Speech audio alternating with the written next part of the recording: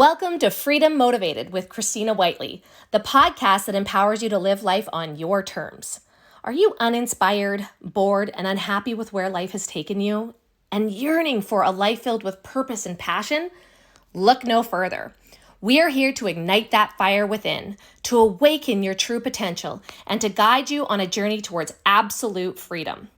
Join us as we delve into the minds of incredible entrepreneurs and freedom leaders from very different backgrounds with incredible stories. Be inspired by their resilience and learn from their challenges they faced along the path to success. These are the brave individuals who fight every day to awaken people to the power of self-responsibility and who inspire them to create a life they are absolutely in love with.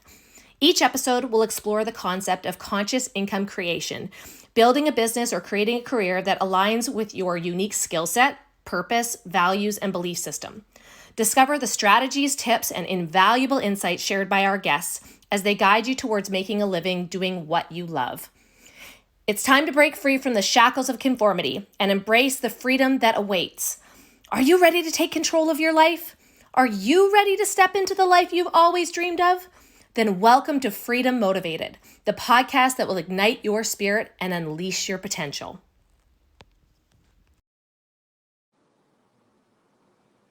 All right. We are live today here on Facebook, but I'm also going to put this on my podcast, Freedom Motivated, because I think that this is a conversation that needs to be had, one that hasn't been had and isn't being had, and it takes a lot of courage to have it. So I am so thankful that Rob Jonkhans here has agreed to be here with me and have this conversation. I was just saying we were off camera. My husband pointed out your account on Instagram, which I'll let you share in a little bit. He pointed it out a couple of weeks ago, and he said, you got to check out this guy. You got to check out what he's doing and what he's saying.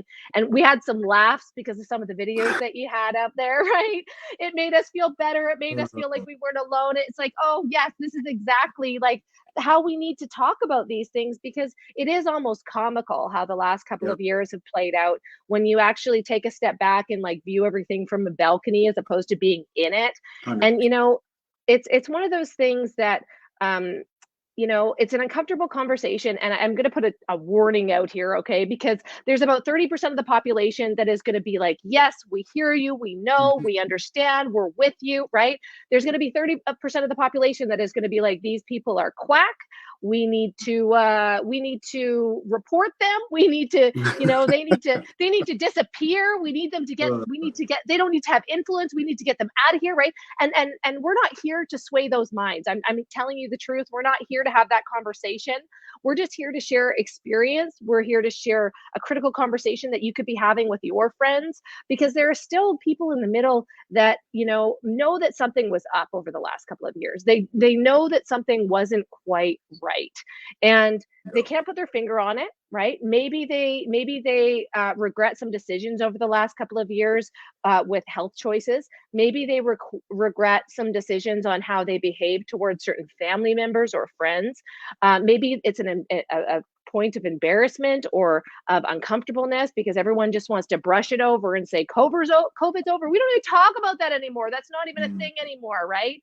Yeah. And so I think that this conversation is so critical to have, and I'm thankful that you're willing to have it with me and that you have the courage to do so. So, Rob, I want you to introduce yourself. I know that you're a realtor in Ontario. You've got a great family. I want you to introduce yourself. And we're just going to have a really in-depth conversation about the last couple of years and some of the things that didn't make sense to you, some of the things that didn't make sense to me, some of the things that kind of woke me up to what was real and what wasn't in the world, when there is controlling media that is operated and funded by the government, which, is really only happening in communist countries. I'm going to say that out loud right away. And people can think I'm crazy or not, or you might think, yeah, why is somebody not talking about this? So Rob, can you please introduce yourself and talk a little bit about how this all came to be? How it all came to be. My name's Rob Jonkhans. Yes, I'm an Ontario realtor. Probably shouldn't be as public as I am. A lot of people have said that, but it's just not who I am. I always have to do what I think is, the right move. Early on in this, very early, third week of March, I have a lot of immigrant friends, and we were serving our quarantine because we had just come back from Florida as the border was closed. And my buddy came over and told me, who's been here about 24 years, and he said, buddy, we're going communist. We're going communist. And I've shared this story no less than 50 times over the last, however long, how many years we're in now. And I initially scoffed a little bit. I said, "Oh, come on, man. We're in Canada, 2 weeks." I'd had a couple family members who had some health issues, and well, just sort of, what's a couple weeks, He goes, "This is how it starts." And by May, I was fully on side with him. I do have a bit of a history background, and a lot of European governments, totalitarian governments, and what you just said about the media is, the media's job, their one and only job, is to hold the government to account. And at some point, it went from a blue collar job to a white collar job. When I grew up in the 80s, there was investigative reports and investigative stuff, and it really was, you had to be careful. And now they just amplify what the government says, the talking points, the camera angles when there's protests, to make sure they catch the smaller group and make them look bigger. And it is just I could go on and on. I don't want to take too much of the intro here. I could just not stop. But like just quickly, an example of that, when I was in Ottawa a bunch during the trucker convoy, proud to say I was there. One of the best times of anyone's life who was there. It was just absolutely incredible. But you'd walk around and enjoy truly the best days of the last few years, but probably of your life if you were there. And then you'd go back to the hotel and you'd turn on CBC radio and you'd listen to these talking heads that weren't there and are putting some sort of spin on it. And they're telling us everything was lies. Every single thing was a pure lie. And, you'd laugh at first when you hear this. And then you'd kind of, if you have a deep thinker, then you go to the pit of your stomach and you'd kind of go, "Oh my God, this is Canada right now," and, the word democracy is people need to look up what it means, because we are not in a democracy anymore. So yeah, hopefully that's not too long of an intro for you. No, it's so interesting because I've been working on social media for the last 8 years, and I have seen over the years the censorship. I've seen the words that we're allowed to use. You'll notice in my title, I've spelled it with zeros and a one. Right? Because we're already going to be censored because of the conversation. There's already AI checking all the conversations and everything that's going out there, and I know that Meta is actually being sued right now in the US to give up all their data to basically tell on the people that they think were spreading misinformation over COVID, that we're speaking, a lot of the things that are now coming true, right? That the jab was not safe and effective. All those things are coming to light, yet many people are just shoving that under the rug as well because it doesn't fit the decisions that they made. And I understand that. I've made a lot of mistakes in my life. I am not perfect. But man, do I have love and compassion for my family, for the people around me, for my country, right? Like I live in Mexico now because it was the decision that we made to, create a positive situation out of a negative one. It was one where we could protect our daughter, which we'll talk a little bit, about our kids and stuff. But it was one that we felt really compelled to do because we didn't have a lot of support when we were up there over the last few years. And so I've seen all this censorship start to come through Facebook and Instagram and Meta, and tried to tell people, like, I tried to say, hey, look, like they're stealing free speech from us. And like, that's never, ever, censorship has never gone well in history. Like, this is not a good decision.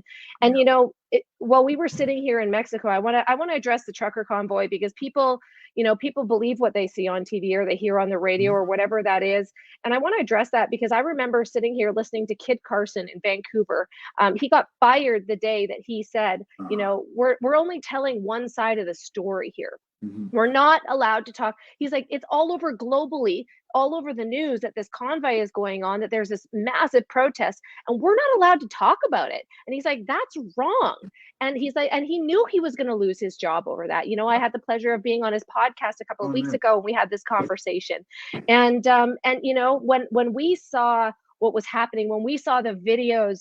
And I'd like you to talk about going there and your experience there. When we saw the videos, of all of the bridges that you would drive under that had patriotic Canadians fighting for our freedom. Like, I was in tears. And my husband was in tears. And we're like, I have hope for this country. I have hope that people have heart.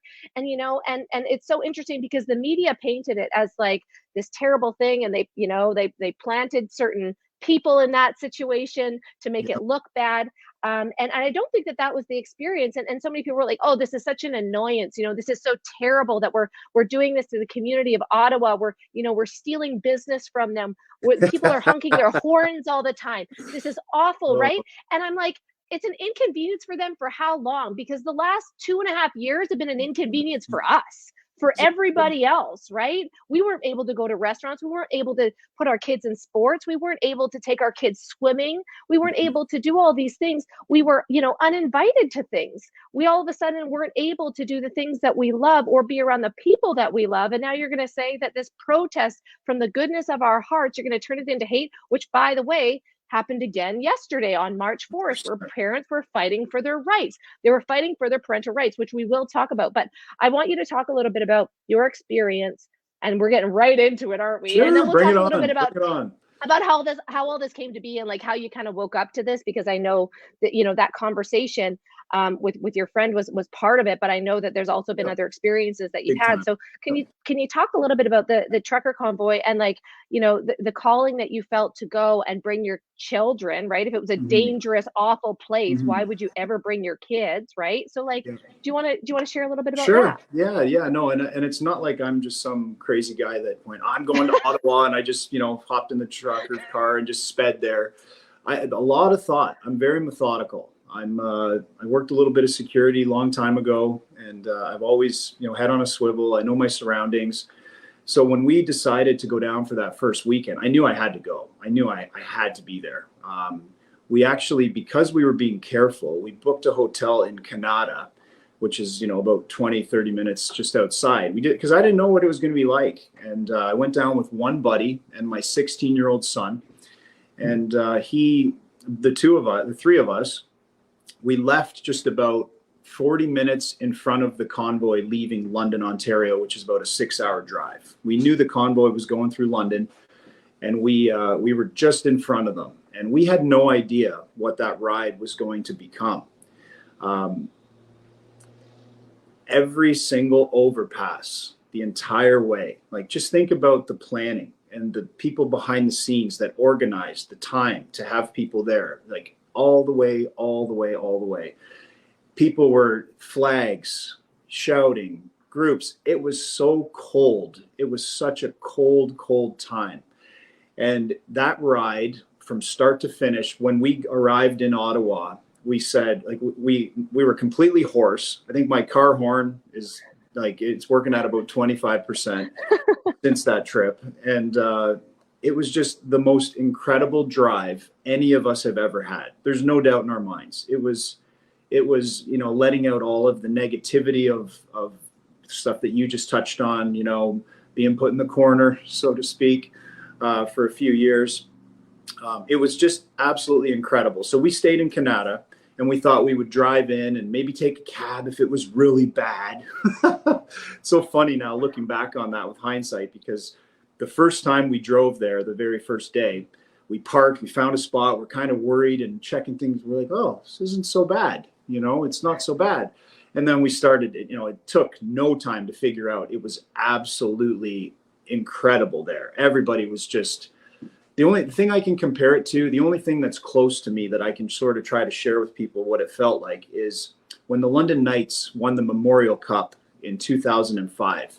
And I was at that game, watching them win the final game. And everybody flooded out of in downtown London into the streets. Just the pure joy and controlled pandemonium of positive emotions, complete strangers, everybody's best friends, immediately. There was not 1 ounce of negativity that I saw in any of the 3 weekends, like 4-day weekends, plus I did go down one night the following week just before they closed the door on everything. But it was just phenomenal. The only negativity, I hate to say it, but I call it like it is, was from the police. The police were fantastic the first weekend. The parliamentary security force, I can't remember what they're called. They were amazing, getting pictures with us, talking to us, being very, very friendly. But they got different orders by week 2. It was very obvious. They got different orders. The one guy that we talked to said, "Can we get a picture with you?" And he's like, "You can take it from over there, but I can't be in it now." Like, he could be in it, but not intentionally in it. And it was obviously, that's not him. He wanted to be, he wanted to be. So the police just began to tighten the noose, and we knew that we needed more people there. But it was absolutely incredible, just an incredible experience that I'll never forget. And my 16-year-old son said that was the best time in his life. And we've done a lot of fun things. Wow, that's quite a testimony from him, and to have that experience with your son. We were down here, and there was I'm going to be real transparent and vulnerable. There's a piece of us that felt so much guilt for leaving and not for staying to fight, not staying to be a voice. And my husband said, I would be there. And I said, I would be there too, right? If we weren't here.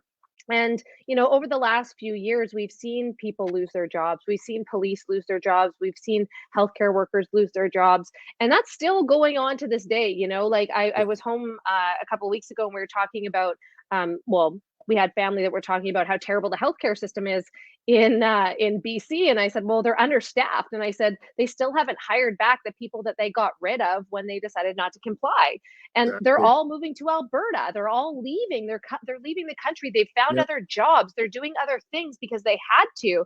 And no, that's not happening anymore. COVID's over.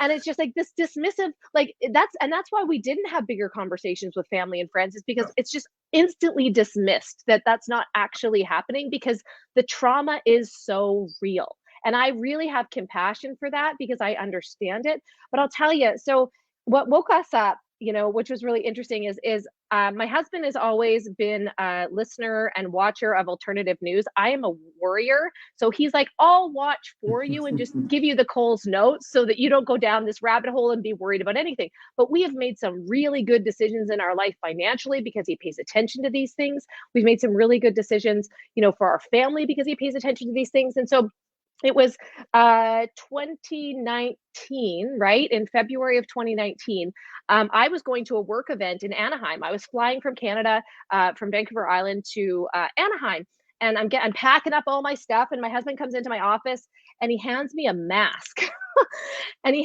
goes, Christina, I've been listening to this stuff, and so I'm being honest about all of this. Okay, I'm going to be really transparent because we didn't know what it was at the time. Yep. We didn't know. And by the way, I had the fear of God put in me. Like, I was the person that left my groceries out on the porch for 12 hours before I brought them in. Like, I was that human, okay? Yep. But he goes here and he puts a mask in my purse, and I roll my eyes and I'm like, what the hell are you talking about? This is absolutely ridiculous, Ryan. Like, no, this is so dumb. And so but because I love him and I trust him, I put the mask in my purse. And so I go off to this event on a Thursday. Sunday morning rolls around. It's Super Bowl Sunday. I'll never forget. And he calls me. He's like, what time does your flight leave? That's the first question out of his mouth. What time does your flight leave?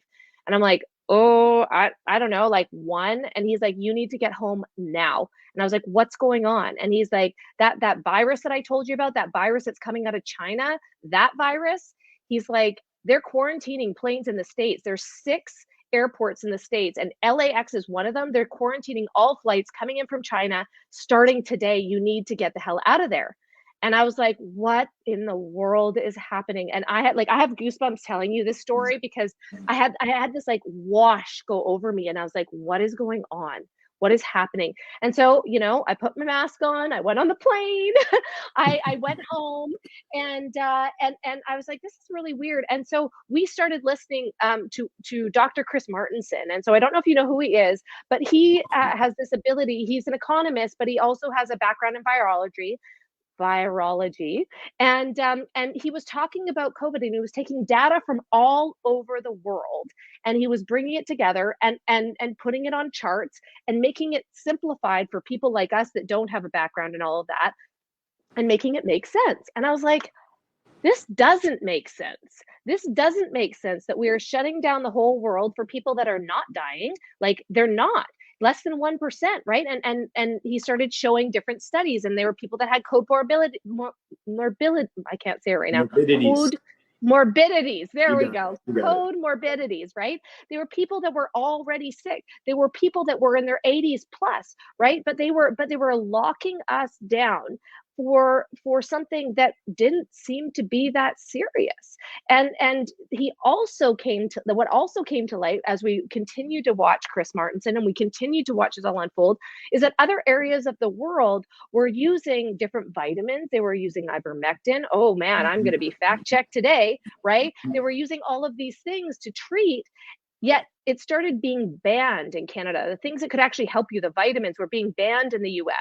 And the reason why is because as soon as you pro the Emergency Act, you cannot have another medication, right, that has been approved. You cannot have an emergency vaccine approved if you have another alternative, one that is tried, tested, and true, like ivermectin. And by the way, we were made fun of this horse medication. What do you mean you guys are talking about ivermectin? What do you, like, that's a horse pill. That's a horse drug. And it's like, no, actually, it won the Nobel Peace Prize because it cured river blindness, and because it actually is a drug that doesn't have that many side effects, a very cheap drug, by the way, that nobody's going to make money off of, right? But will do something. And so that was actually one of the reasons that we decided to come to Mexico, is because I can go to the drugstore and buy it today if I want to, right? I can buy hydroxychloroquine. I can buy all these things, right?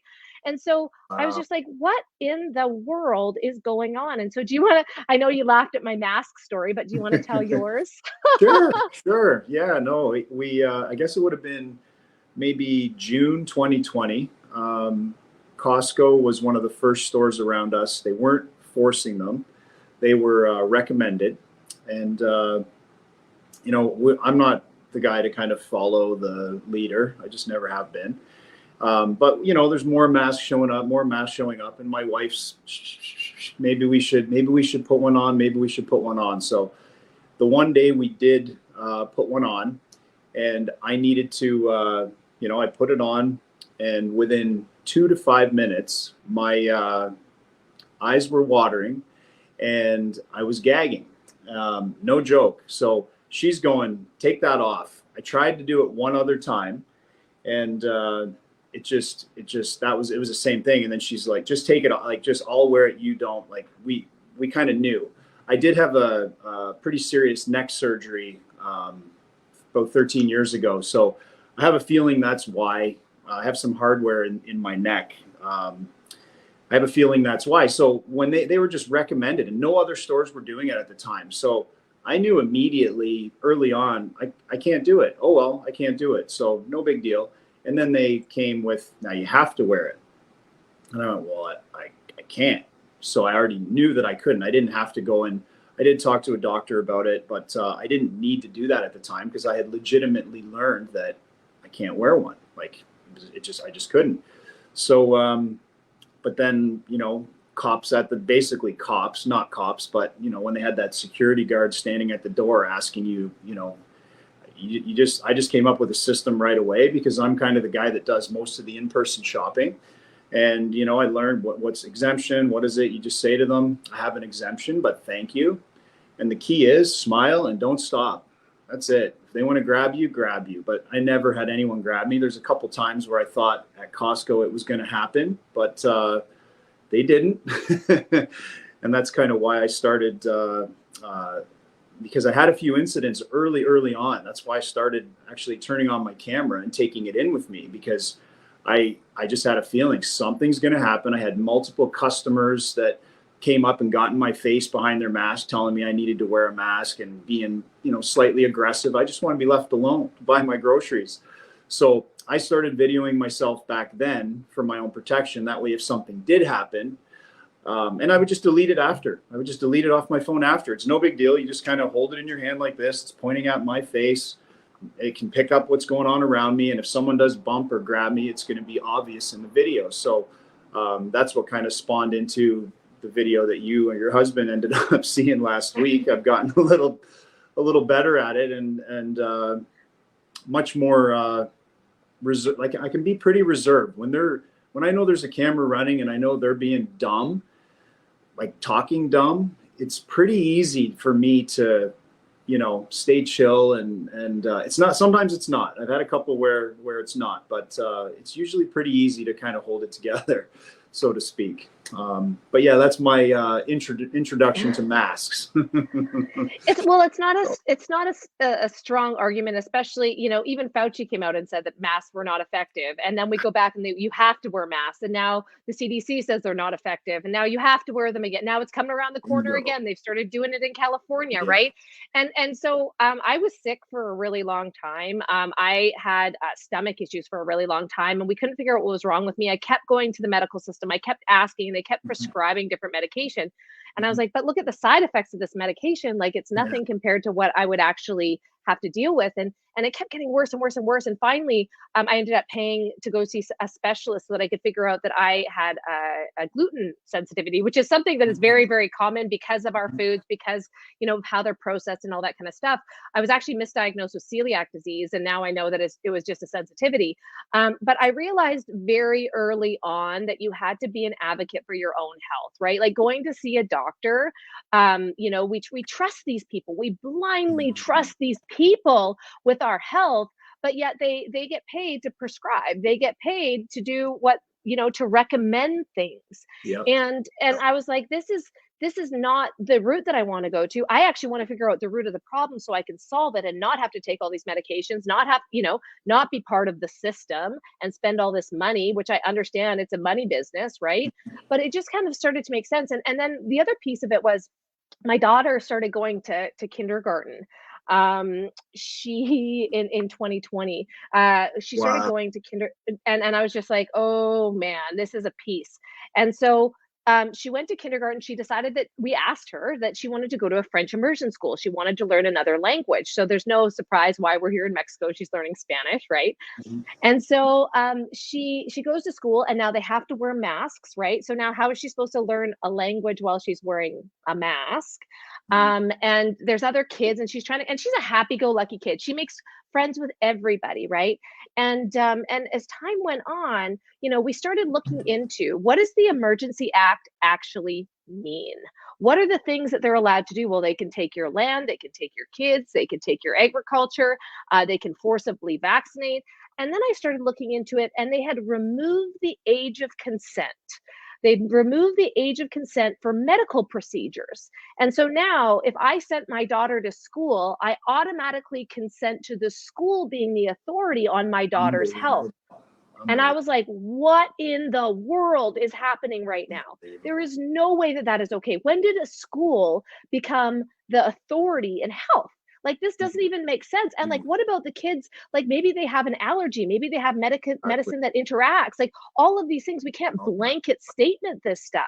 And so I was like, this is not okay. And so I went to talk to her teacher one day. And I said, look, I don't want my kid wearing a mask. She's having a hard time. She's 5, right? Like, she's like playing with it, and like now her hands are in her face, and like, isn't that worse? And she goes, oh, you're one of them. And I go, yeah, I'm one of them. Okay. Proudly. And I'm going to be a huge pain in your ass if you don't listen. Okay. And it only took me 2 months. She was in school till October, and we said, we're not doing this anymore. And most people think, especially now with Soji being, the thing that people are discussing, the thing that are making us fight, because by the way, before it was Soji, it was women's rights. Then it was Black Lives Matter. Yeah. Then it was Asian Lives Matter. Then it was the vaccine versus the vaccinated versus the unvaccinated. Now it's just trans, this is the whole situation. It is all meant to divide us. It is all a Yep. freaking distraction. That's all Yep. it is. And I remember going to a friend of mine who, beautiful Black woman who lives in just outside of Ottawa. And she's a friend of mine. I said, you got to explain this BLM movement to me. You got to, I don't understand, because I grew up in a small town, white community. I'm so ignorant, and I'm willing to admit that, but I'm willing to have a hard conversation so that I do understand. She goes, Christina, it's all BS. It's all a distraction, all of it. And I was like, are you serious? And she's somebody I highly respect, somebody that Yeah. I've had really great conversations with. And I was like, wow. And that woke me up to like, this is just the next thing. And so people assumed that when I pulled my daughter from school, it was because of Soji, because of what they're pushing through and taking over. And that wasn't the truth. The truth was two things. Well, and by the way, Terry Fox has since been removed, right? Like, we're not celebrating Terry Fox anymore, right? And so the first thing was, she came home in kindergarten, right? And I'm all about teaching history. I'm all about not repeating bad mistakes. I'm all about understanding where we came from. But she came home one day at 5 and she goes, Mom, who do we know that's died from cancer? And I was like, what? Like, at 5 years old. And I was like, that's a harsh question. Like, why are you, honey? Why are you asking? Right? Like, get curious Yeah. about these things instead of getting upset about them, right? And so she said, well, we learned about Terry Fox today, and we learned that cancer kills you. And I said, well, first of all, some cancers can kill you. And yes, I've known people who have died, but not all cancers will kill you. And there are things that we can do to prevent that. There are things that we can eat healthy, we can get exercise, we can do whatever we can, right? So I'm going to educate her on what actually matters. And that I cannot believe that was the focus of Terry Fox, right? For all the good that he did in the world. He died of cancer for her. That's the message she got at 5, okay? So a couple of weeks later, Truth and Reconciliation Day comes around, and we all know that Trudeau went surfing into Tofino the first year on that, right? And so he just took that as a holiday instead of honoring what it truly was meant to be, which now makes me realize that it's complete propaganda.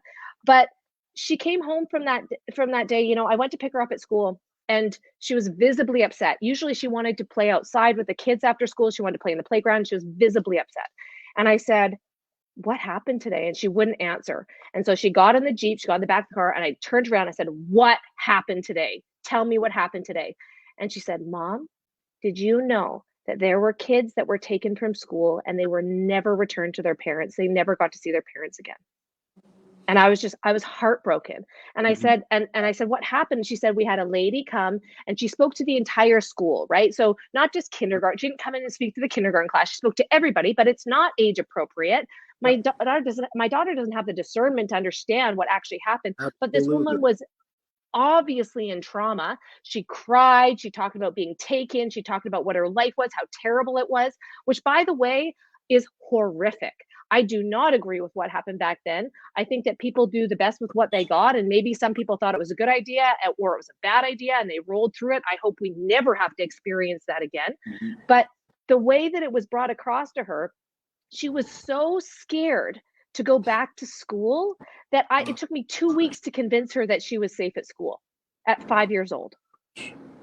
Wow. Right? And so you start to, if you're somebody that is a critical thinker, if you're somebody that starts to dig into stuff and research stuff, right? Can't tell you how many times I was told to trust the science and like trust the professionals, right?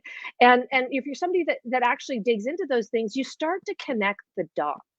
You start to realize, hey, it's not just this, it's not just that, it's all of this collectively that is going on, right? And so, like, tell me a little bit about like how that affected you. I was an entrepreneur. I worked for myself. I worked from home. We had some freedom, but like, how did that affect you with your job as a realtor?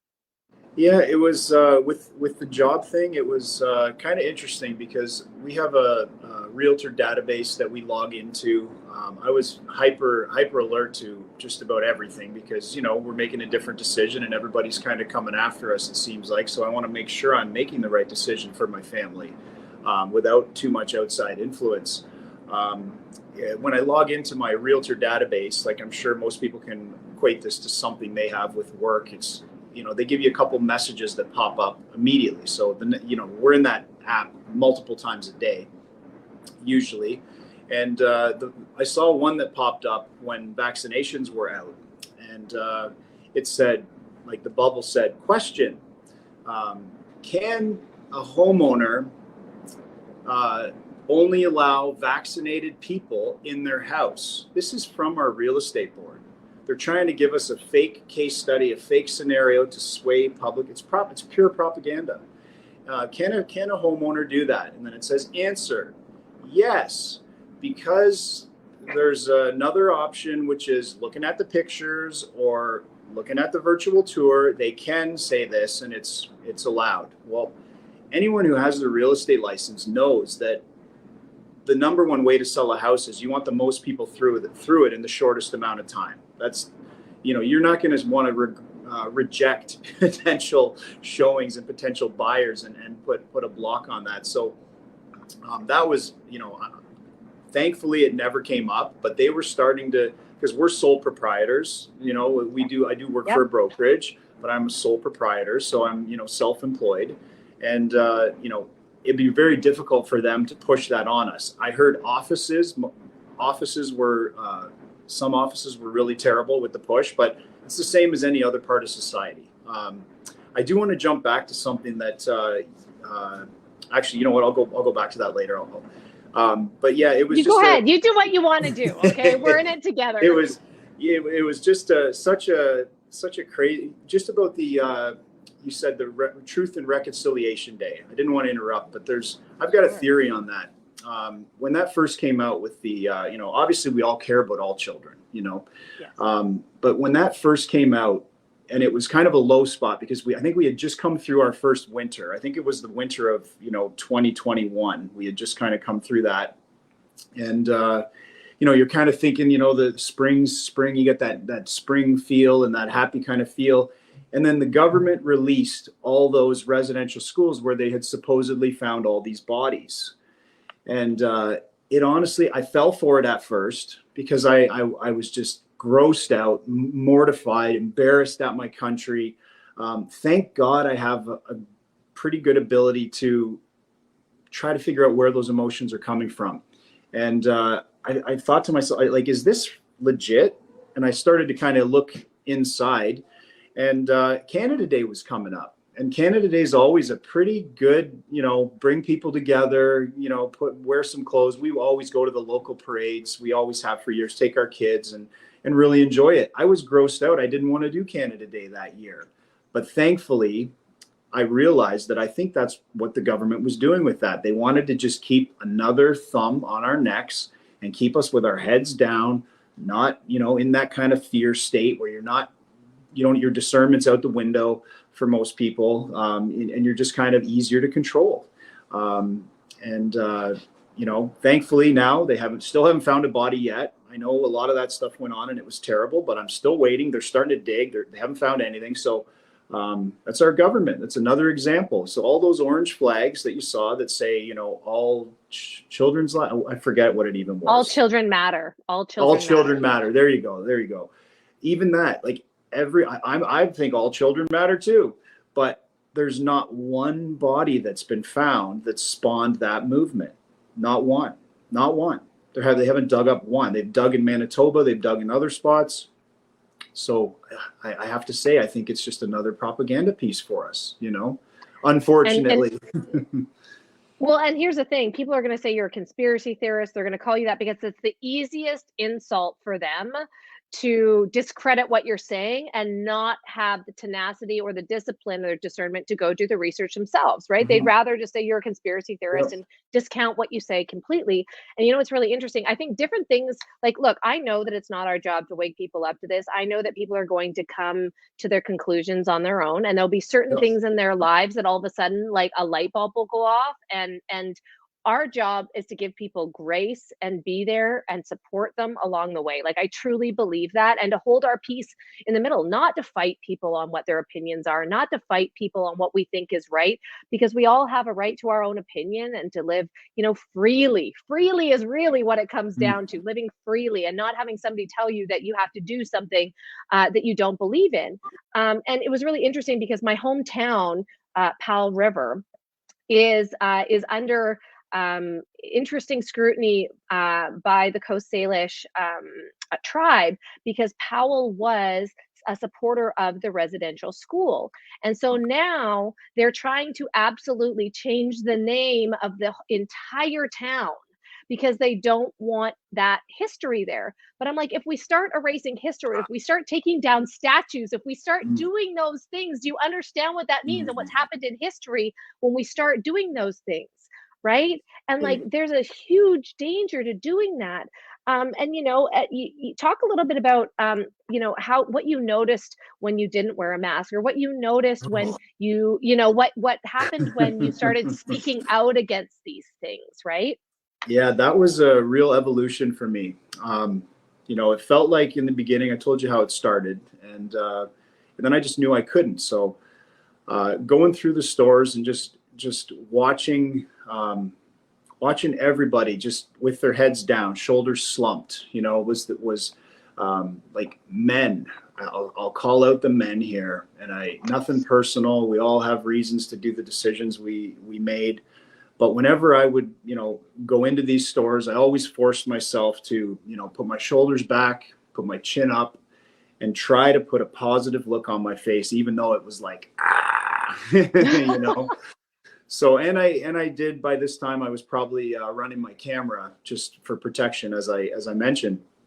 But I'd be going through stores, and men would go, they'd be looking down, and then as soon as we would make eye contact, and they have a mask on and I don't, and I would put like a positive look on my face, they would immediately, eyes would just avert down to the ground. Like, I know their balls were going up in their stomach. Sorry to say that, but that's how it felt. It felt like it was just, I wasn't trying to be mean. I was trying to show them there's a different way. It's okay. It's okay. Yeah, it's okay. It's positive. So once that went on for a while, I said to my wife, I said, you know what, because I am kind of outspoken, I'm like, I'm going to see. I started making it a game to try and get a mask off people in the store. And I would just start by saying to, you pick someone, you literally pick someone. And I would say, okay, you go shop. I'm going to go see how many masks I can get off, because I truly think the masks are the tip of the spear for the other side. I absolutely do. The virtue signal. They virtue signal. They worm their way into your life, into your routine. For women, it becomes an accessory. Guys too, probably. But it just, where's your wallet, keys, phone, mask? It just becomes part of you before you know it. And so I was really, really pushing back against that. And, I would just start by going up to some stranger, and I would just say, so do you love wearing that thing? And like, there's only one answer. I don't care how much you love wearing the mask. You can't say yes to that. You can't. So I would get a no, of course not. And then when I would get that, I go, well, then why are you wearing it? Well, we're supposed to. And then I would say, well, all I say is I have an exemption, but thank you. And I keep walking. That's it. And they can't even ask about your exemption. It's a crime. It's a privacy. They can't even ask. So, that's all you have to do. Really?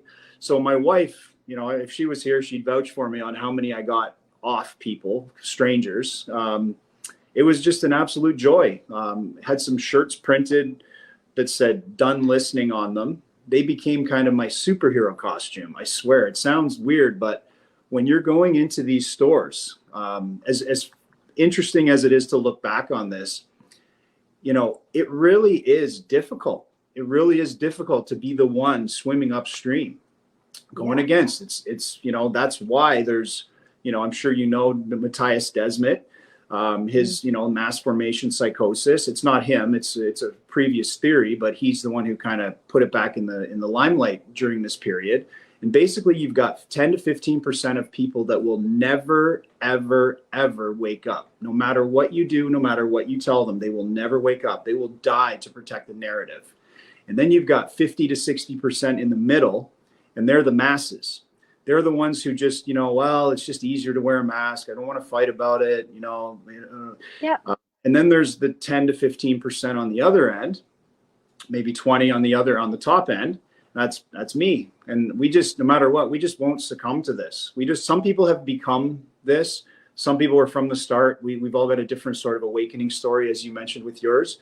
But that, once I had that breakdown from him, and I bought his book and I listened to his book on an ebook, it really made those conversations so easy for me, because as soon as I would realize that someone was in the bottom percent, I would just say, have a nice day. That was it. I didn't even need to continue it because I knew they weren't, and it was very easy to recognize them.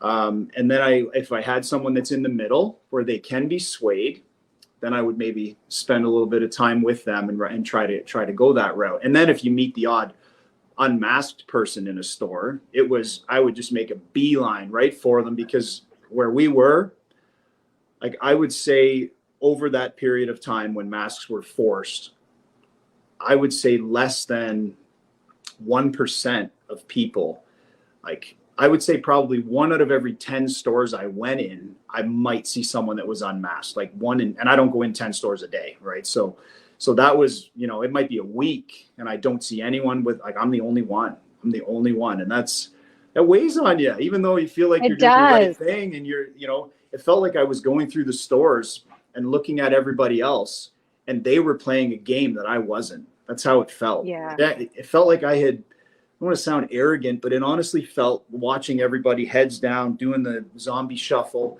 it felt like I had evolved and they were behind. It really did. It felt like a different species. Yeah,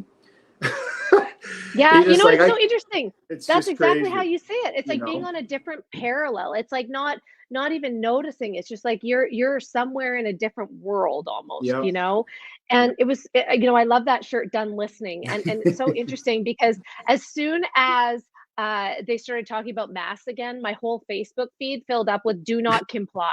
Right? Do not comply. And I was like, but by saying do not comply, you're implying that this is something that is legal that you have to do, but also that you have an authority over your free will and your free choice, right? And so we all have a choice in this. And I'm not saying that it was easy, right? Like, a mandate, by the way, isn't the law. It's not a legal law. And by the way, we talked a little bit about that. We can talk about that. There's some court cases that are going on right now. They get thrown out at the end, like, just to tie people up with money and time and all this BS, right? Exactly. But like, how you're treated, and I understand why people want to forget about it. I understand why people say COVID is over. We're not talking about it anymore. It's not happening. I get that maybe they don't feel good about the decisions that they made or how they treated people. But like, we were in a position where we were uninvited to certain things. We couldn't go to our favorite restaurants. We couldn't do everyday activities with our daughter that like took away from her joy and her life. And that's part of the reason that we moved, is like, she deserves to be a child. She deserves to be a kid. She does not deserve to be a political pawn. And then I had, all those people come back and say, well, you're making her one because she's not wearing a mask. And I'm just like, are you kidding me? Are you kidding me right now? Like, if you want to see what women are capable of, threaten their kids. Yeah. Okay. That's all you got to do. And, and it happened through our family, that we went to a big family wedding. And then after that, we got a group in a group family text. One of the siblings said, we're no longer hanging out with you donkeys who refuse to get vaccinated, who refuse to, to keep you, you're putting all of us at risk because of it. Right. Or, and by the way, I want to be like very compassionate and understanding, because, even with my sister, she was having a baby, and how when I'm pregnant right now, I'm very protective of my body and people around me. And so she was so scared. The fear of God was put in her because of media, because of what everybody else was doing, that mass psychosis, right? And she didn't want me to see her kid.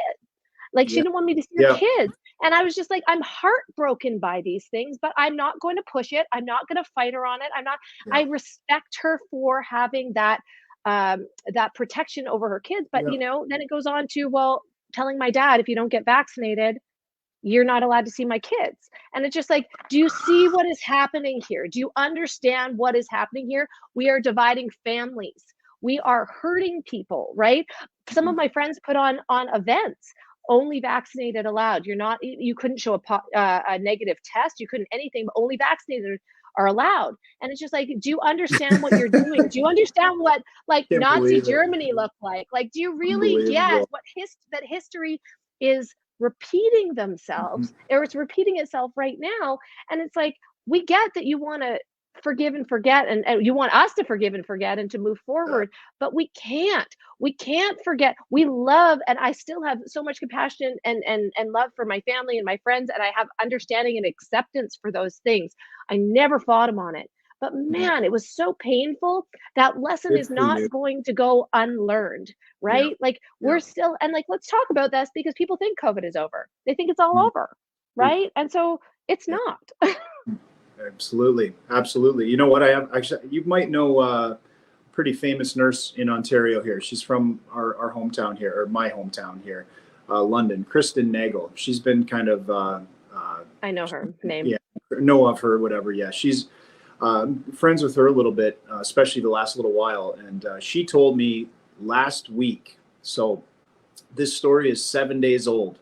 She told me that a week before, so 2 weeks ago, a friend of hers, obviously she knows a lot of nurses. This is in September 2023. This is September 2023. Her friend came back from an 18-month mat leave, stretched it out. You can stretch it out with the same pay that you get in a year to probably to try and avoid some of this garbage. Sure. Goes to come back to work. See you later. Got her walking papers as soon as she came back because she did not take the jab. She has an 18-month-old baby. She was like September. So, it's at the point where they're kind of down with the ship. They're kind of, they're so committed. This has become their identity, probably like it's become mine as well. I'm not, and, talking to people that have, like you mentioned a couple of them that, oh, it's over. I have some very close family members that are extremely close before COVID. And I have a lot of trouble, like looking at them. I still love them. I know it's the propaganda, the compassion. I love what you said there. You don't even really blame them. And that's a great point. No. Remember that this propaganda, we were supposed to fall for it. This has been a long-term thing. This was not just a 2-week to flatten the curve. That was just the initial break the seal on the tyranny kind of thing. So I get people that have fallen for it. And then you roll back to Matthias Desmet again, 15%, 60%, 15%. And there's some people that will just not wake up. And I'm at peace now that it's okay. Even though I want to save everybody, I'm at peace that I can't help them. Just a very quick story. There's a lady that I spoke with. I was paying at Costco. It's actually a post on my Instagram feed. It's buried in there somewhere. And this lady, there was no more mask mandates. And the lines at Costco. There's one, and then there's another one a little ways over. She's at the next one. She's got latex gloves. She's got double mask. She's got face shield, and she's probably 65. And I started she started a conversation with me, not knowing where it would go. And I quickly, kind of flipped my phone open and recorded. Long and short of it, she tells me that I said to her, she goes, I would have as many shots as they tell me to get. I would have it. And I said, oh, ma'am, like just genuine compassion for this. Oh, ma'am, I've read a whole bunch of this stuff. And my family right here, we've had 0 shots. That's not a 666 for anybody that's into that stuff. I said, my family has had 0 shots. And we've been in all the stores. I told her I've been mask free. I didn't die last winter. I'm still here. I haven't got sick.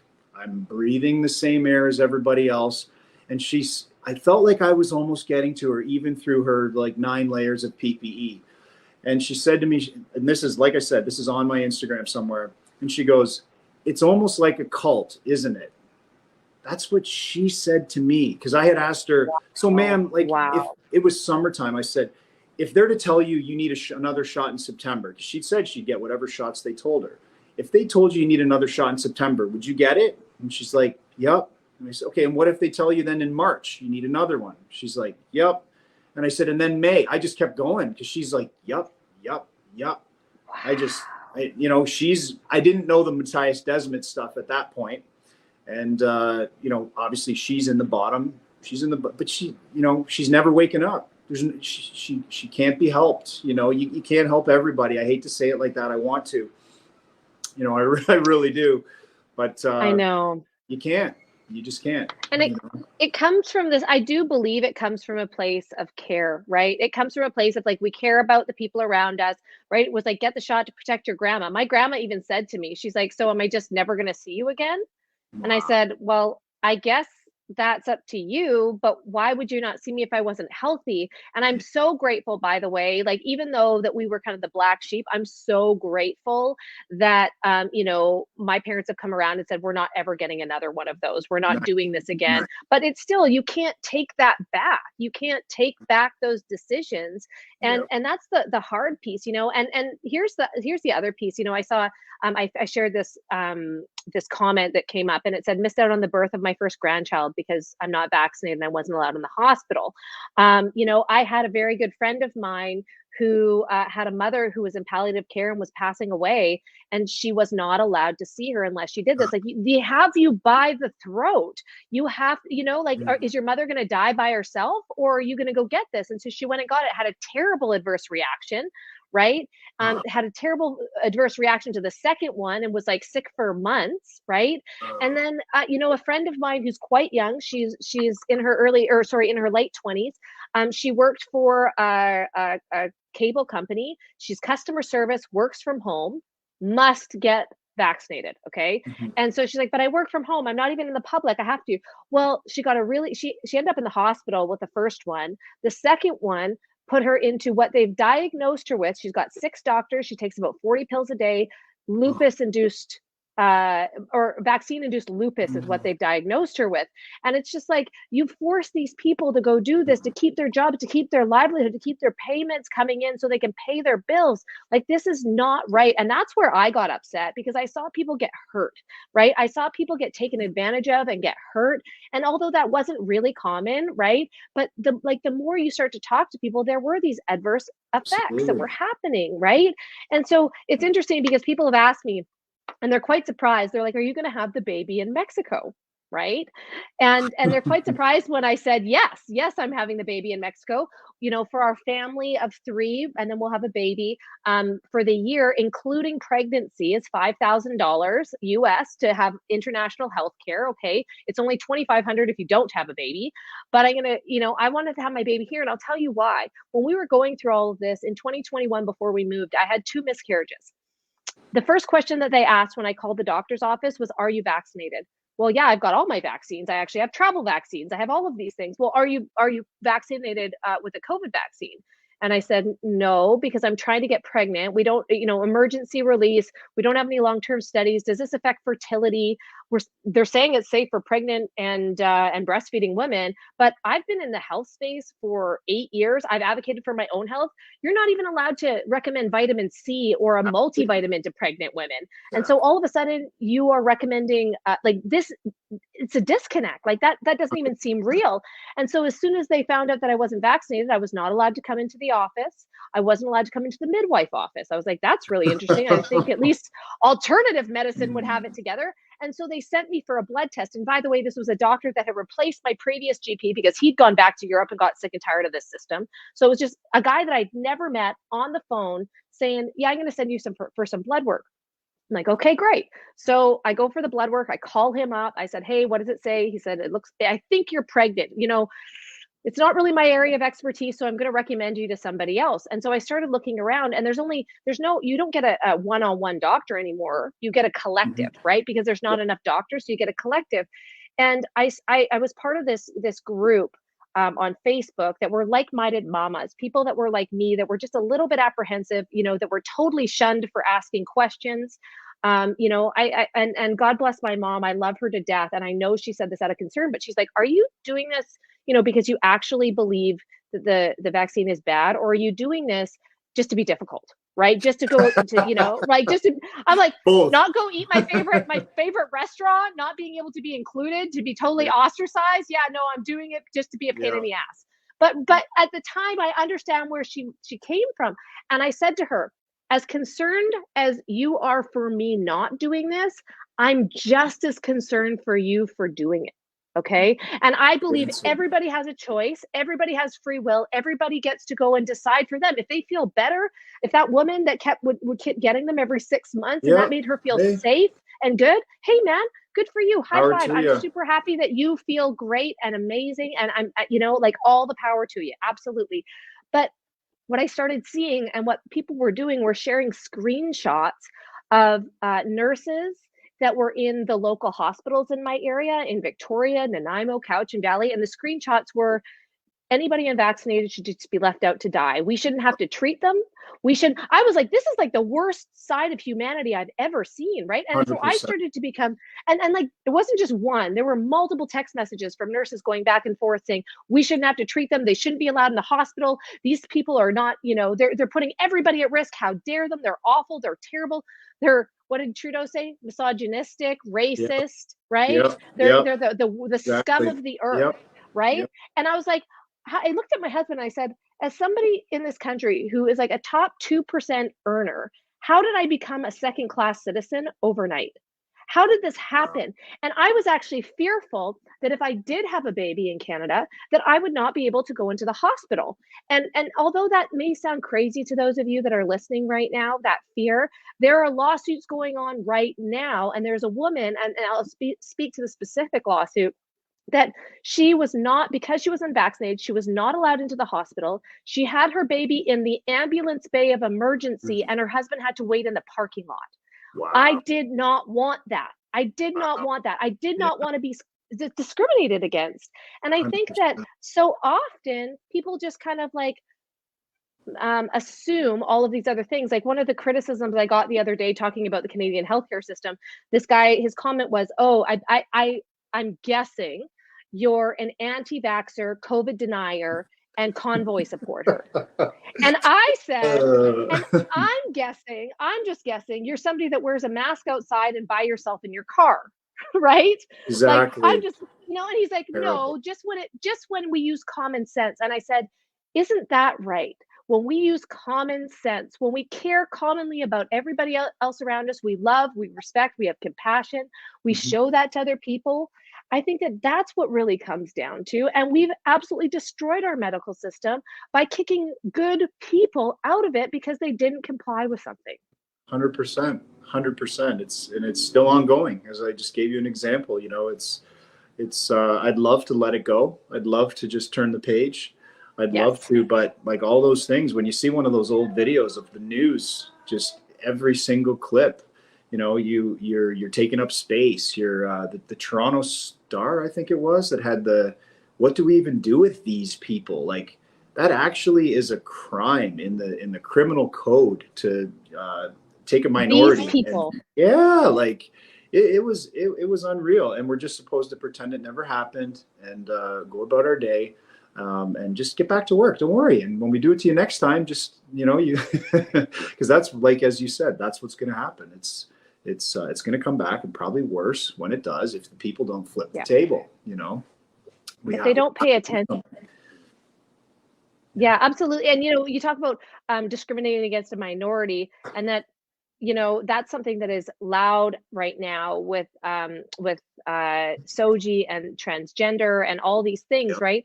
But we've been giving power to this minority. And by the way, I'm not I'm not saying they're a minority to be disrespectful. They are a minority in society, right? But we've been giving this power away, and the same thing that happened with Truth and Reconciliation Day. It caused more division. It causes more division. The labeling, all those things, it causes more division. And what happens in history? Divide and conquer. Divide and Yep. conquer. And that's happening right now. And so this is, one of the things that I wanted to put. I see another comment here. People still can't get life-saving organ transplants in Australia and Canada, by the way. If they're unjabbed, they get taken off the list. Although you can go donate blood and nobody will ask you if you're Yeah. jabbed or Yeah. unjabbed, right? But people are still being discriminated against. And by the way, when you went to a doctor beforehand, kids, parents that chose not to vaccinate their kids like from birth, right? They still get to go to a doctor's office. Mm-hmm. Doctors still treat people with AIDS, with tuberculosis, with Ebola in Bingo. some countries. They get treated everywhere, but all of a sudden you're not going to allow this for people that haven't complied to what you want them to do. Like, it's not about what people think it's about. It's about dividing people. It's about bringing chaos. It's about the propaganda that's being forced upon people to create fear. And you're right. You know what? It's still happening today. It's happening. People still don't have their jobs back. I have a friend down here in Cabo who was a surgeon in Canmore, Alberta, Oh, wow. and he was a surgeon for 20 years, and he got COVID. He got over it. Right. I also made sure that when I got over COVID, I said I recovered. I didn't die. Right. And so he got over it. And not to say that people didn't. I don't want to be disrespectful because I understand that some people did. I absolutely and I have Mhm. so much compassion for that. But he got over it. Okay. He's got immunity. He's a doctor. He's like, I have immunity to this now. I have antibodies. And so he had to go to the highest level of government in health to say, I've got antibodies. I will test. I will whatever I have to do to come into my job.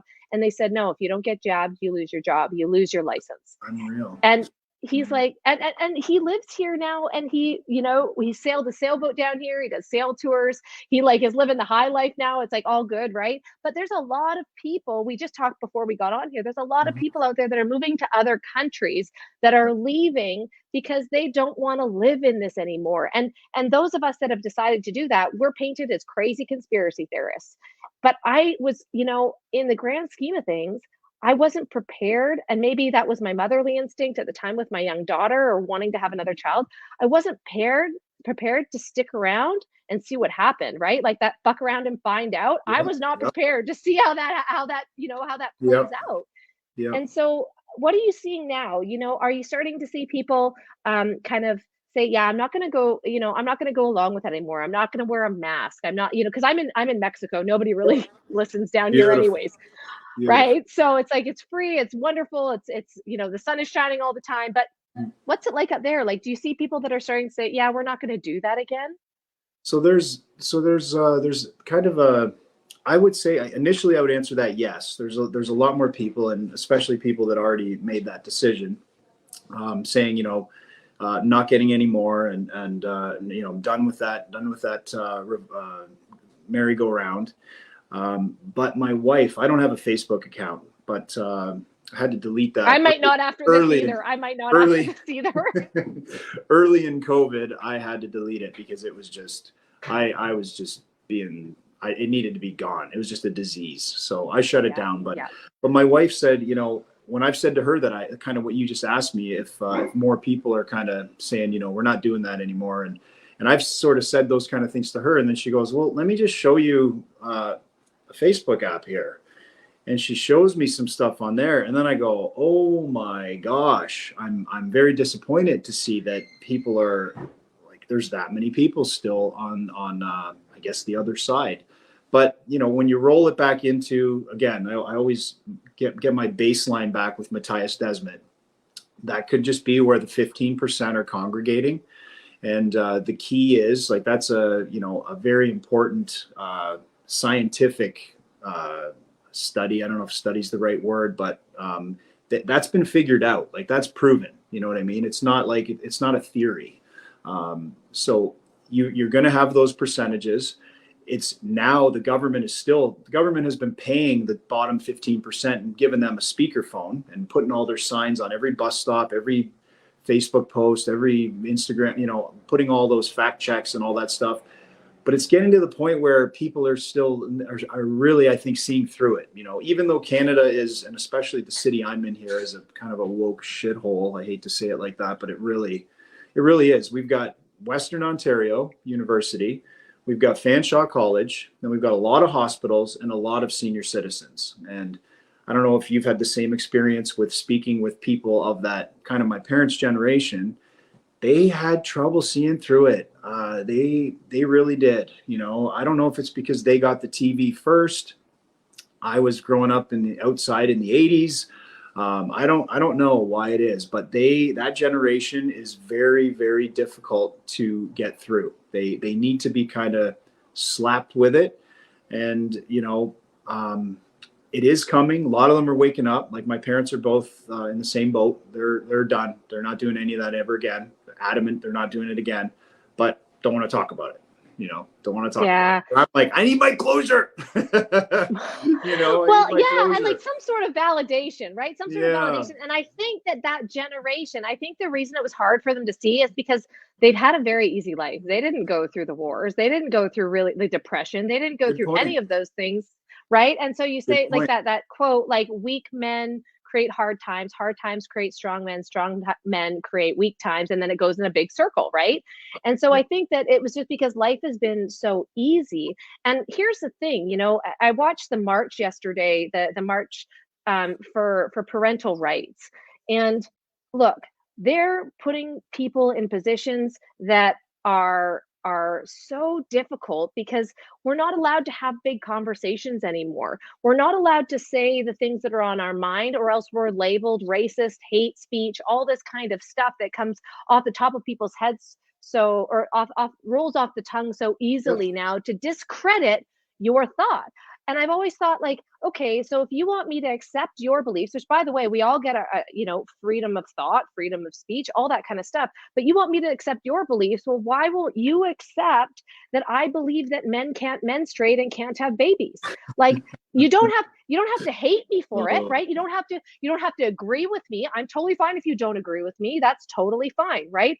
But now that's become hate speech. And that's where things get really, really interesting, right? When you start to look at what's going on, when you start to look at a digital currency, possibly programmable coming down the line, when you start to look at other countries that are communist, that have social credit systems and what people are allowed to do, in China right now, if you don't subscribe to digital ID, you can't buy groceries, right? And so, like, how far do we have to go down this hole to realize, hey, guess what? We're all on the same team. We are Yeah. all human beings hurling through space on a rock together. There is no point in fighting each other over this because we're all on the same team. If we can teach our kids love, compassion, respect for all, then that's the lesson. It's not, this is how we need to be treated because we're different. When you start doing that, it's awful. And by the way, that credit was not given to the people that were unvaccinated. We're different. Oh no, well then you are a terrible human being, right? And we could go into social engineering, we could go into all the things that happen behind the scenes to brainwash us that we don't even know that are happening. Yep. Again, people are going to discredit me and say I'm a conspiracy theorist, but you know what I am? I'm a mom that loves my child, that wants her to have the best shot at life. I'm a wife that loves my husband, that wants to keep my family together, that think that as parents, that we need to infuse our children with family values and a belief system where they get to make good decisions moving forward, and they're good to all humans. They have a global perspective. They question everything. They problem solve. Like, that's who I am. I have not a hateful bone in my body. I just get really upset when people are put in a position where they feel like they don't have a choice. And that's where we're at. People feel like they can't have these conversations, Rob, because they're Yep. going to be ostracized, right? You said in the beginning, people have told you, like, even my husband, I said today, should I stream this on my Facebook page, or should I like put it in my private group, right? Or where should I put this? Because this is me through and through. And I haven't really spoken out loud like this. Or being inspired enough to do it, other than speaking with Kid Carson. I'm gonna meet with Kaylor Betts in October, and he's been really loud about some of this stuff. Louder than I have had the courage to be. That's for sure. But where does this end? When do we come together? When do we have a solution? Right? Yeah, that's I need some time to think about that answer. No, where does this end? To a couple of options. It goes the way you're talking, with the control keep coming in. Like, it's anyone that thinks we're in 2019 right now because there's no mandates or forced whatevers, like, they're dreaming. They're in the bottom 15%. Whereas I think the masses are waking up, and whether they took the shots or not, they're waking up and they're realizing that, okay, 2 weeks now, we're going into year 4. Like, can we not agree that there's a bit of a problem here, guys? It's not that difficult. I understand, we've all made mistakes. We've all, done things we didn't, want to have happen, but we have to own these so that it doesn't happen again. Because, as you mentioned, the statues, not to bounce around, but like, that's how they make us more malleable, is by destroying our the roots of our society. Like even even the Bud Light thing, like the Bud Light thing is, oh great, yeah, they're taking it on the chin, but in the Communist Manifesto, that's one of the rules is they want to destroy your traditions. They want to make you kind of blowing in the wind to be easier to be taken over. And Bud Light, like I don't drink Bud Light, I never have, but that's kind of a real American, North American, maybe, it's a guy thing on the golf course or whatever. It's kind of a big thing, and they've destroyed that brand. So anybody who was tied to that brand is now kind of blowing in the wind with it. And I don't think it's just about a boycott and getting them back with that. That just feeds into the whole thing, I believe personally. I'm not saying they shouldn't be boycotted, but I don't think that's an answer. I don't think that's the counter move. You know what I mean? I think it's way bigger than that. It's way bigger than that. So where does it end? I hope it ends with the politicians who have done this owning it, owning their decisions. In Canada here, I'm not ashamed to admit that I'm a longtime conservative voter. I voted for them probably, I think I did the math, like 27 years since I was 18. My dad was a business owner. I remember him battling the unions when I was a kid. I'm an only child. I remember that like starkly. That had a real impression on me as a kid. So obviously I'm not voting NDP, they're the union guys and conservative is business. So, but then during the whenever that was, when Andrew Scheer was the leader of the federal party going against Trudeau, I plugged my nose and voted for him. I plugged my nose because I was starting to kind of see through this garbage, just why this vanilla. It's like they want to lose. And then the next guy, I didn't vote for him. And I said to myself then, and I've told lots of people, I will never vote for them again. Everyone's like, that's who you have to vote for now. I will never vote for them again unless they get on their knees and beg forgiveness in some form and admit that like all they did is sit on their hands and collect their paychecks while Canadians got rolled. And people will say, oh, Pierre's the guy. Oh, I could just, even yesterday, he sent out an order to not let any of his MPs talk about the march. Like that went out yesterday. So, free speech, that's what they did when Canadians got rolled. If he had stood up, Pierre has a strong voice. He could have had all my respect, just like Roman Baber does, who did that in the Ontario provincial government. He stood up in January 2021, started speaking out against it, started doing his speeches. He got kicked out of the party for it. He was just amazing. He would have, I actually ended up meeting with him in November 2021. I was at a bit of a low point then, just going, how long is this going to go on for? I'm a cement head. I'll keep banging it against the wall. But I needed something. So Roman Baber had been doing these long videos where he obviously is sitting with an epidemiologist or a vaccinologist and helping, like he can't write those speeches. So and he just kept pushing the envelope as an independent politician. So I had reached out to him. I just called his office and I said, can I talk to his secretary? Can I just come down and meet with Roman for like 15 minutes? She's like, what? Do you live near here? I said, no, I'm just outside London. She goes, you're going to come all the way here to meet with him for 15 minutes? I said, yep, if he'll have me. Long story short, I did go down, met with him, sat with him for 90 minutes. He told me stuff from behind the scenes that absolutely appalling. And they knew it was a lie then. The risk was the big lie. The risk with them saying everybody needs to be locked down. Everybody needs to be jabbed and all this. They knew it wasn't. They knew it was in the seniors. They knew it was the comorbidities. They absolutely knew. And that's why Roman Baber, who has a conscience, had to leave, So it's tough. I don't think voting gets us out of this. I really don't. The more I, see what I've seen and the next gen, get the libs out. Like it's not even about that, and I'm so glad that you said that, because the good people do leave. They realize that their hands are tied and there's absolutely nothing that they can do. It's time to figure out a different way of doing business. It's time to figure out a different way of life. It's time to figure out different systems, whether it's our healthcare, education, our government. Like we're waking up to all this. We're becoming conscious to all of this. It can't just be pushed through like it has been for the last 50 years. And I want to share this comment. I'm glad I'm self-employed for 30 years. And I know, you said earlier that you were self-employed as a realtor. And I remember my husband was getting his real estate license, and people would say to him, well, you have to get vaccinated if you want to go show houses. Like, you have to. And for his health, there were some things with his health that, I still believe in medical privacy, so I'm not going to go into detail with, but Yeah. that he wasn't sure if this was the right thing for him or if it would cause more problems down the line. And so, when I talk about freedom, the reason that I pitch entrepreneurship and business is because really it's the only way to control your life. It's the only way to control your paycheck. It's the only way to control your life. Yes, it can be more difficult. And I think that people think that going into business for themselves is a risk. But after the last couple of years, seeing Google and Amazon and Meta lay off hundreds of thousands of people that thought, in the tech world, thought that they would have jobs forever.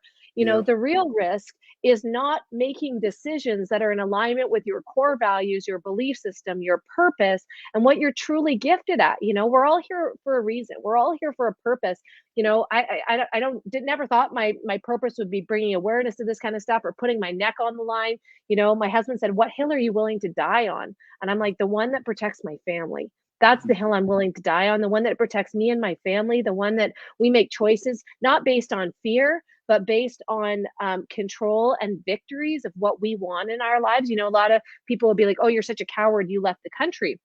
No, we chose differently. We worked our asses off to be in a position where we had options. And when you have options, you have freedom, right? And you were able to continue working. You were able to continue to make a paycheck and take care of your family because you work for yourself, because you were able to control your livelihood. And you know what? I just think it's so great that you've had people around you support you in that way. I've seen a lot of people stand up and support others that are in this community, that we're feeling ostracized, that we're feeling taken advantage of, that we're really, I've seen people close their businesses. I had someone yesterday, because I'll tell you the story really quick. Sure. Yeah. Her daughter, her young daughter, was in a family change room at a complex, like at a arena where they have a pool and all that kind of stuff. And somebody, a transgender gentleman, I don't want to misgender, so transgender gentleman, female, was in there, right? And was looking under the change room, right? So she's like, this is absurd. We cannot allow people and I did see a march in the US of kids that walked out in their high school because they didn't want boys to be allowed to use the girls' change room. Like, is it going to be our fearless youth that come and save us all? Like, what does it take? And as a parent, if you're not speaking out about this stuff, if you're not doing that, and you're not fighting for your kids, what are they going to get left with? What's the next generation going to get left with? And so this woman yesterday said, because she went to the march, and by the way, she was like, it was quite beautiful. There were people that had pride shirts on that were there because, I've got a friend that's a lesbian, and she's like, this is all bonkers. Like, she's like, I don't believe in any of this stuff. And she's like, furthermore, they've taken, what I believe in out of pride and made it this propaganda machine. But this woman is like, now terrified that she's going to lose her business and not have any support. And I said, I promise you, what you believe is true. And there are people around you that are going to support your business. They're going to support you just for being you. And you know what? That's the risk that we take, right? I understand that having this conversation, I could turn off a heck of a lot of people. I could, that they might not want to work with me. They might not want to be around me. They might block me and unfollow me. And I could lose so much for having this conversation, but I'm willing to risk it all because I care for humanity. I care for the future of our kids. I care for the future of our country. I care for Canada. We've had this grieving process when we left because we're like, what is this country that we were supposed to be so proud of, that we were raised to be so proud of, this free country? What is happening? Oh, And it gets me right there, what you just said. We're all fighting for the same thing, but we've been made to think that we're against each other, and it simply isn't the case, right? This isn't about hate. This isn't about discrimination.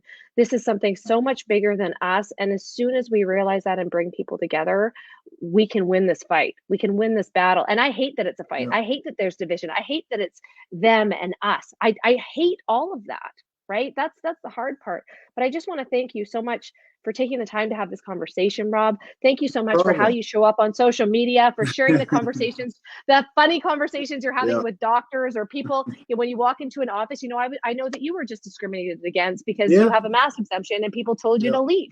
They said, get Yeah. out of a medical office. And you're like, Yeah. but I have an exemption, right? Yeah. So thank Exactly. you Yeah. for fighting the good fight. No problem. Yeah, that was just last week. Just last week, I was surprised. I've found the most incredible doctor who's a MD, but also a natural doctor on the side. He had quite a pretty amazing awakening story in the around 2007. But he starts and he just gives you a battery of tests. And I was just dropping off the results of those. That's his starting point. Not that there's anything wrong with me. And I walked in and I saw a mask, a pretty aggressive no mask, no entry sign. And I was kind of surprised. I poked my head in as I walked by and I see a bunch of like people just heads down, masks up to here. And I went, really? So I went and dropped my stuff off. And then I went, you know what? This ringing in my ear, this tinnitus, I'm going to get this looked at and see how they treat me. So I turned on my camera, walked in, and it was just like you said. Lady squawks through her mask about her. The thing is, the irony of the whole thing, how many shots has she had? Like, that's fine. Take your shots. But are you that terrified? You're behind 2 layers of mask. There's glass there. You've got your 3 or 4 shots probably, and you're squawking at me to put on a mask to protect you. I just, like, The at some cognitive point, dissonance. yes, at some point, like, can you not understand how ridiculous all of that is? But yeah, it's. I'm going to take that one actually to the Human Rights Tribunal. I really am. I've already been in touch with someone, and I'm going to push that as far as possible because this time, if they're bringing it back, I was kind of on defense, but doing it offensively. This time, I'm on offense all the way through. I'm on offense all the way through. So I appreciate you having me here and maybe getting a few more people to see the light and even have a conversation about it and just realize that because they put a mask on and kept their head down for 3 years, they don't have a clue what people that like myself went through. They don't have Yeah, a clue. absolutely. And they can easily say, oh, it'd be so easy. Why don't you just put on a mask? Why don't you, like, again, you just shot yourself in the foot. You don't get it. You don't get it. It's not about that. It's not about that. So no, I And just appreciate the conversation, and yeah, it's been a pleasure. thank you. And just for clarity, there is no mask mandate in your area, is there? Oh, 100%. There's not. No, there's no mask. That's the problem with our Ontario government. In the very beginning, when it's one of the reasons why I knew it was a scam, to be perfectly honest.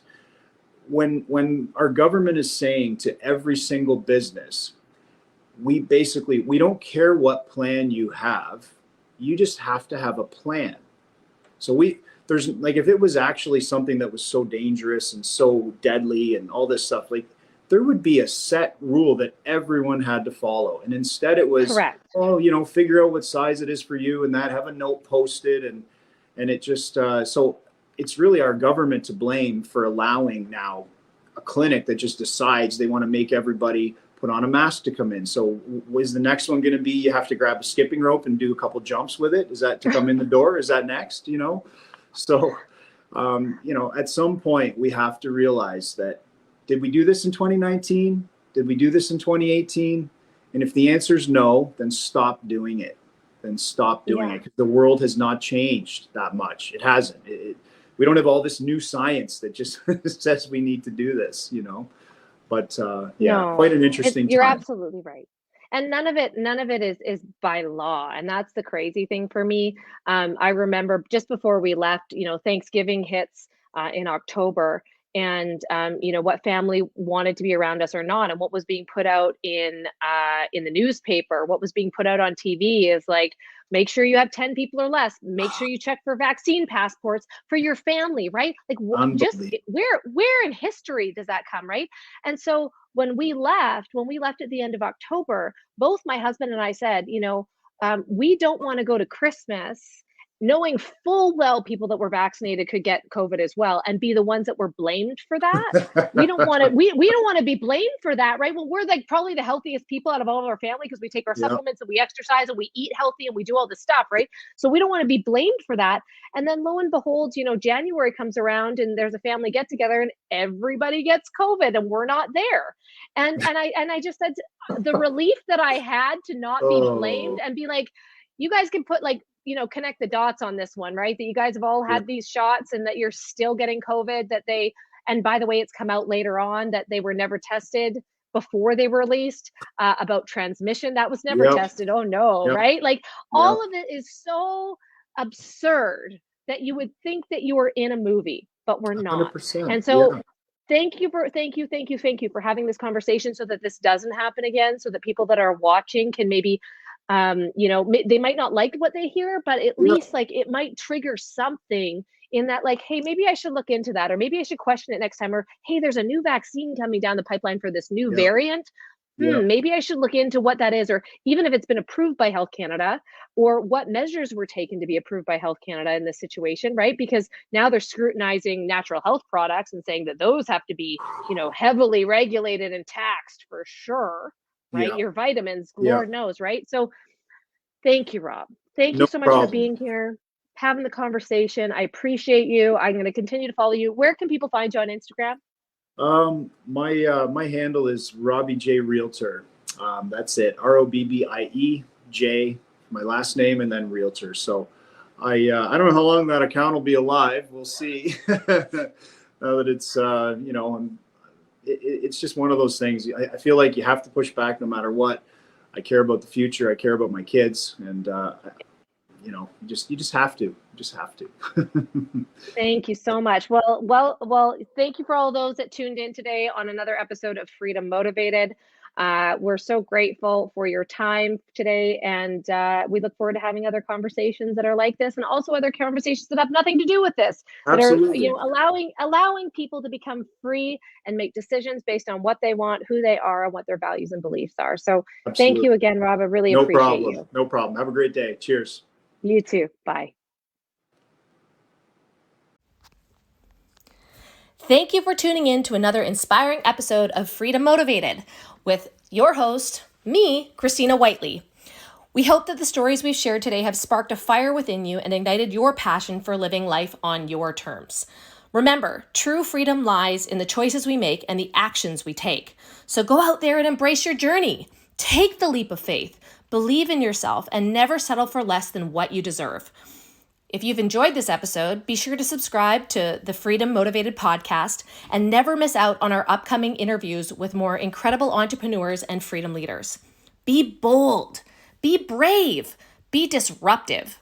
You are capable of things far beyond your wildest dreams if you just have the courage to go for it. Thank you for being a part of this incredible community. Until next time, may you always be driven by the desire for freedom and motivated to make your dreams a reality.